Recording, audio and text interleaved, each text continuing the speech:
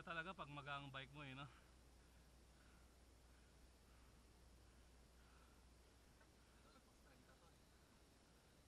Ah, 30. 30 pounds. Sa kulang-kulang 15, no? Wala siguro. Bigat ng mga pesa eh. Kung mag-carbon to, yun. Pag ano rin, may langit-ngit. Pag hinahataw mo ng ganyan kataas, oh, may ano siya, may friction, maring mo lumalangit-ngit yung ano, yung batalya.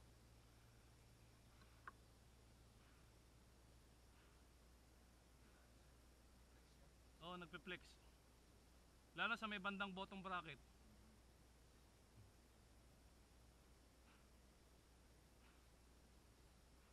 Pero natural lang daw 'yun. Kasi nga dahil plastic, carbon, oh.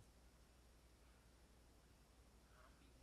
Pero tibay din nun. Kasi nilagari namin. Tibay. Oh, matigas.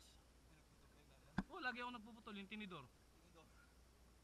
Puto na ang tinidor. Ang tagal oh. Pahinga ko na. Putol na. Iba to mga martilyo mo, tatalbog lang yung martilyo, hindi mo mababasag eh. Kaya hindi mo talaga siya mababasag tsaka mababalik.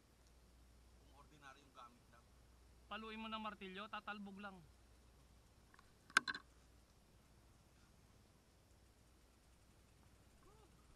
Sabog, ganun din. Mahirap yun. Ano yung atakihin yung ano yun. Bus ka ron. Oh. Tulas eh. Nagpopa na ako eh. Pangit.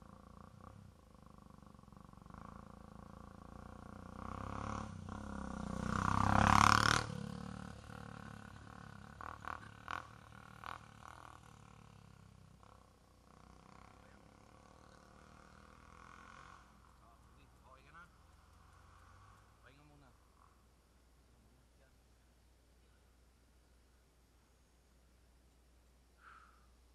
Medyo ano naman to eh, medyo light na tong mga natitira. Except dun sa last two. Yung ano na, yung asfaltado na. Hindi, bago umabot dun, last two climbs. Ilang akit ba to? Ito yan, walo yan. 8.